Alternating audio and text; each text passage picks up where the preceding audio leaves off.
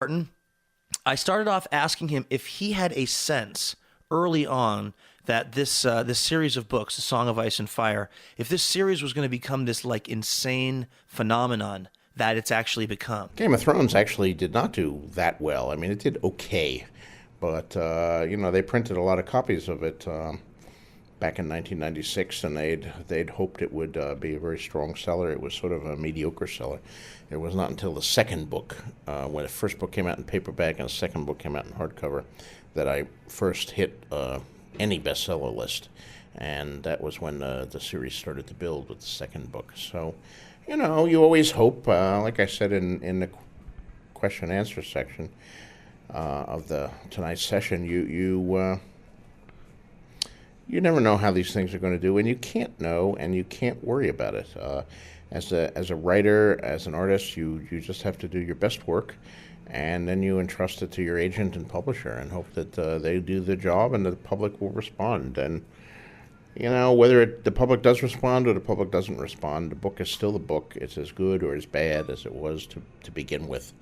You have to separate the artistic from the commercial. Were you able to really feel that kind of very genuinely, even when not as many people were appreciating the work? I mean,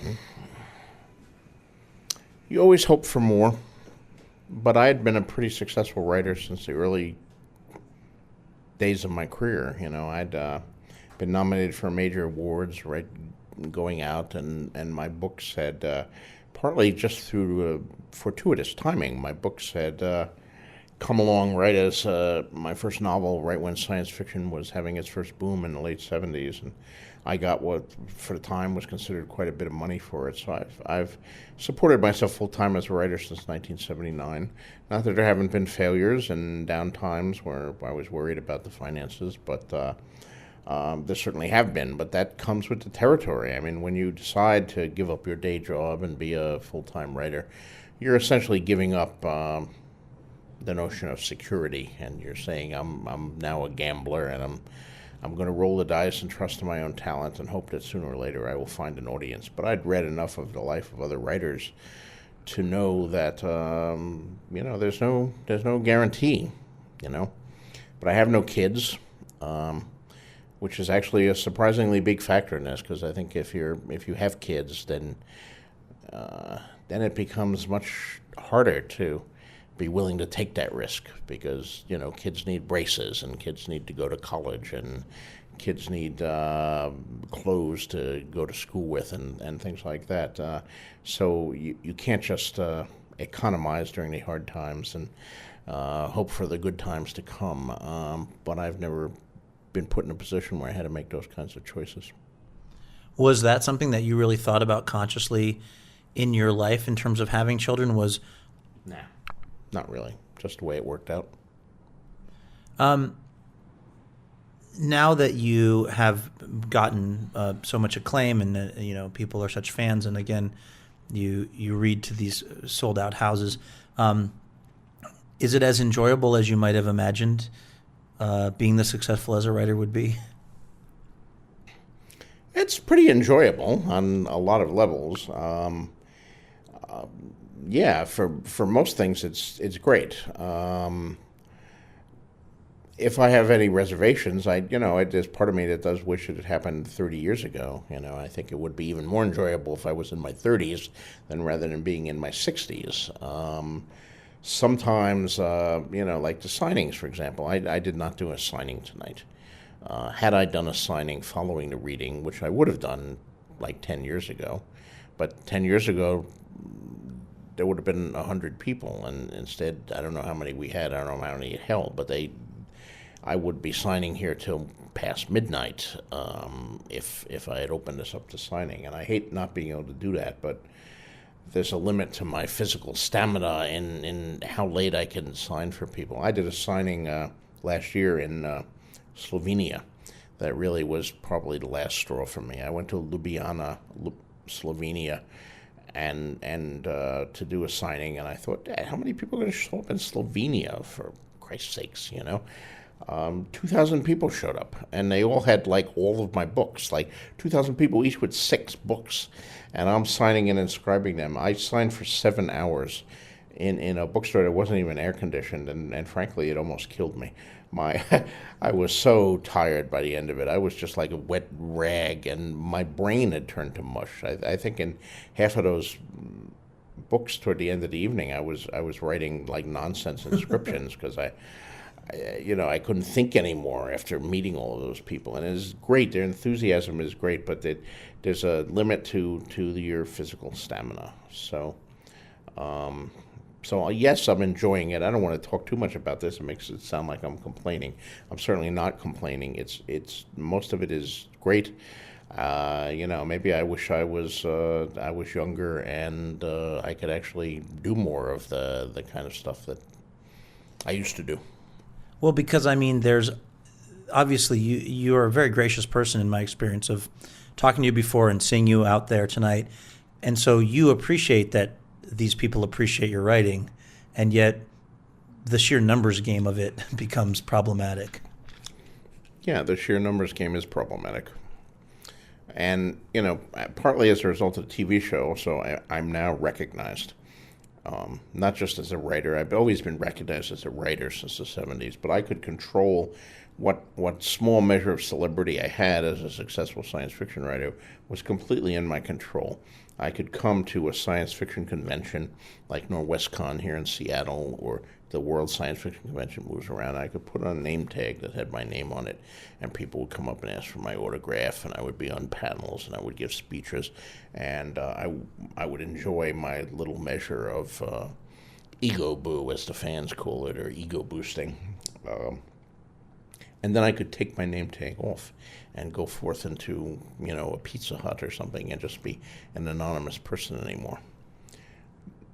But I think largely as a result of the television show, and maybe partially as a result also of the success of the books and my jacket being on them, people now recognize me. I've become not only a successful writer, but for however long it lasts, a celebrity writer. When I arrived here in Seattle, we went out to eat at an Indian restaurant.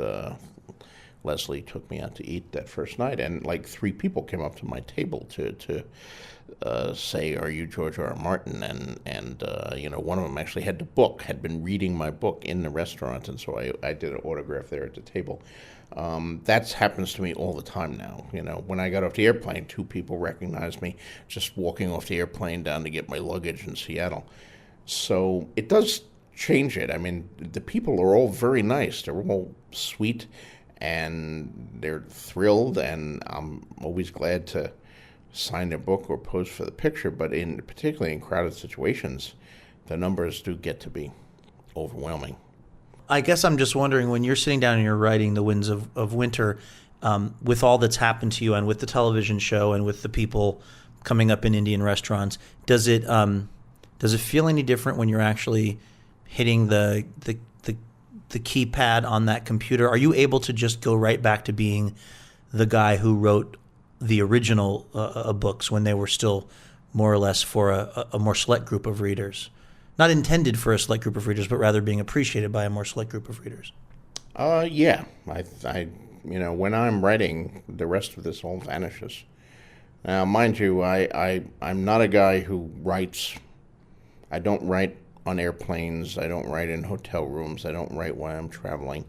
So I really do need to shut out the outside world. I get back to my own office, and I close the door. I tell my assistant to hold all phone calls, to get anyone who knocks on the door, and I have an undisturbed period of time, and I lose myself in the characters and the world of Westeros again. And once I do that, it's the real world vanishes if it's a good day and all that, and I'm lost in the characters, in the world, the story, and also in the challenges of the craft, trying to find the right word, trying to come up with a sentence that I like better than the first way I said it, and so forth. So you'll write something, and then are you a person who goes back and refines and rewrites things a lot? I mean, what? Yeah, I rewrite constantly as I go along.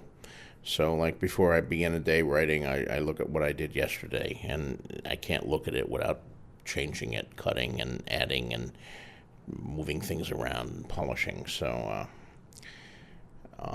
there's a lot of rewriting that goes on in these books. Who do you really enjoy writing, and who is a character that you maybe still haven't figured out, or almost wish you wouldn't have maybe created? There's no one like that, but Tyrion is definitely my favorite character. He's been the easiest to write from the beginning, and he's the most fun to write. Arya, I also liked writing about Arya particularly well. But, all these characters are part of the story. They're part of me. I go inside their heads. I get to know them very well, so they're all a factor in this. Did you know a guy named Peter Dinklage existed when you were writing Tyrion? Well, not when I began writing Tyrion, no. I mean, I began writing Tyrion in 1991. Peter was probably 2 years old. But certainly by the time that the HBO show came along, Peter was our overwhelming choice, our only choice, really, to play Tyrion. I had seen The Station Agent, and I hadn't seen some other stuff. I hadn't gone to see Elf or some of the others, but his work in The Station Agent was extraordinary, and he was our only choice of David and Dan and myself for the role of Tyrion. We never auditioned anyone else. We never even considered bringing someone else in. We just went after Peter, and thankfully we got him. Was he immediately amenable to the idea? I think there was some initial reluctance, but you'd have to ask him about it. I wasn't party to that. I don't think Peter comes from a largely theater background, and I don't think he was thrilled by the idea of doing television, frankly, to begin with. He talks about that a little in his Rolling Stone interview, but that's really all I know about it, what I read in Rolling Stone. But I guess there must be many people who would be good actors at portraying Tyrion, but he seems so perfect for it that I guess I would imagine if I was you, I would, once I saw The Station Agent, once I knew about him, I would be rooting really hard for it to be him, to the point of it being potentially very disappointing if he turned it down. Yeah, that was certainly the case. Yeah. I mean, if we'd, for all the other parts, we auditioned multiple people, but not for that part. We knew it had to be Peter.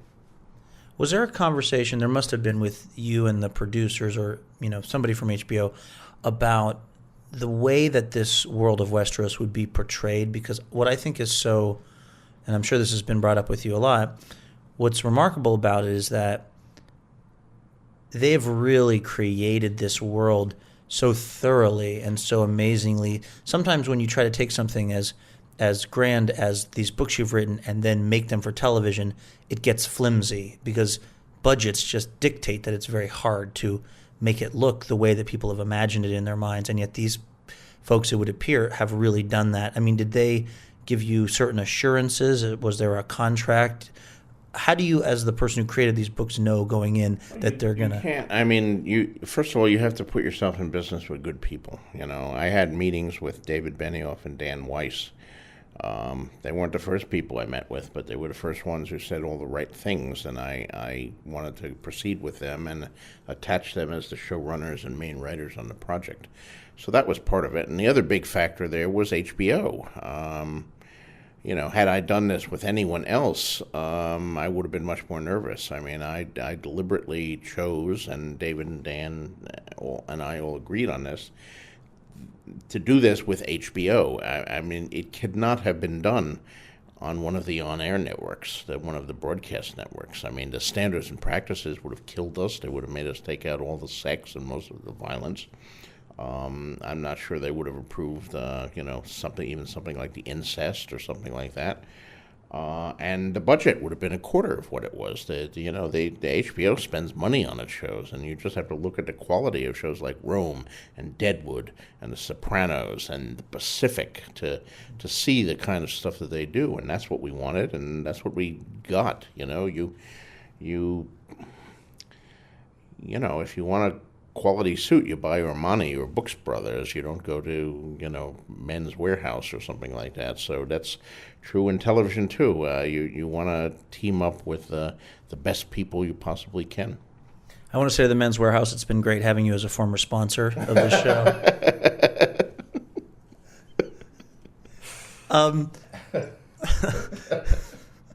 All right, you couldn't be more accurate, though. You couldn't be more accurate. So you're at work on the 6th book, and you read some of it tonight. And what has the reaction been generally from people as you've been starting to present this in pieces? Well, the reaction's been very enthusiastic, although, the main reaction is, when can we have it? Why is it taking so long? Can't we have it sooner than that? And certainly you like to hear that, and it puts pressure on you. There's a certain amount of stress knowing all these people waiting, but you certainly would much rather have that than the alternative, which is no one giving a damn when it comes out or even noticing when it does. So I do sometimes feel a certain level of stress and pressure to get it done quickly, but because there are a compliment that it is. Yeah, because there at least have times have been some people who've been monitoring, let's say, your activities and any non-writing activities you engage in pretty closely, right? Who are kind of giving you grief. I've even heard of, blogs like Will Winter Ever Come and things. Is this still a pressure that's being brought to you to finish this series? Yes, certainly. And, for whatever reason, I have these, detractors, anti-fans who are out there, and some of them are upset enough about the delays in the last couple of books that they feel the need to post blogs about it and all that. I get emails too. But it has to be said, whenever people ask me about it, I always try to make a point. For every one letter like that, I get 100 letters that are massively supporting and say, take as long as you want.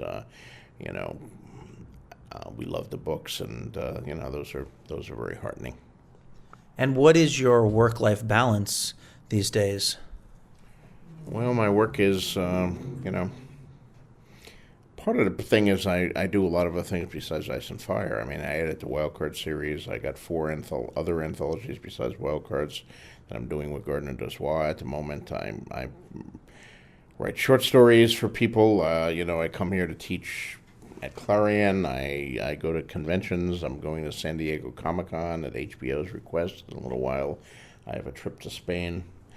I joked about it out there, but the truth is that I have perhaps overcommitted myself, and no one is more aware of that than I am. It sort of snuck up on me. Some of these things I accepted 3 years ago, and then thinking, okay, I've accepted enough. I'm not going to chain myself to my desk and not do anything. So I accept a certain number of things 3 years in advance, such as when I book. But then things sneak up on the show's nominated for the Emmy Awards. Well, I hadn't planned 3 years ago. I didn't know we were going to be nominated for the Emmy Awards. I didn't even know we were going to be a show. But am I going to not go to the Emmy Awards? No, of course I'm going to go to the Emmy Awards. So other things get added to the schedule, and then at a certain point you look around and say, my God, how did I have so much of this travel and stuff on my schedule? At the same time, I don't feel comfortable canceling on things that I've planned 3 years in advance, and then you get on top of it and you tell a convention, no, I'm not coming after when they planned for it. That would not be ethical. So what I'm actually trying to do right now is say no to more things and cut down on my obligations. But unfortunately, given the realities, I'm pretty well booked all through 2013 and partly into 2014, and I have a couple things for 2015 and 2016. So, I'm not booking anything closer than 2017, but still, it does get a little overwhelming sometimes, and I have to try to do a better job of managing my time and controlling this so I can have more time to get the books done. And yet, it would seem that maybe 15-year-old George Martin would take the trade, right, of what's happened for you and all the people who've really appreciated the work that you've done. I don't know, 15-year-old George Martin probably still wanted to be an astronaut and go to the moon, so he might be disappointed that didn't come to pass. Well, George, I really appreciate you taking the time. Thank Okay. you very much. I know you've had a long day, and I My appreciate pleasure. it.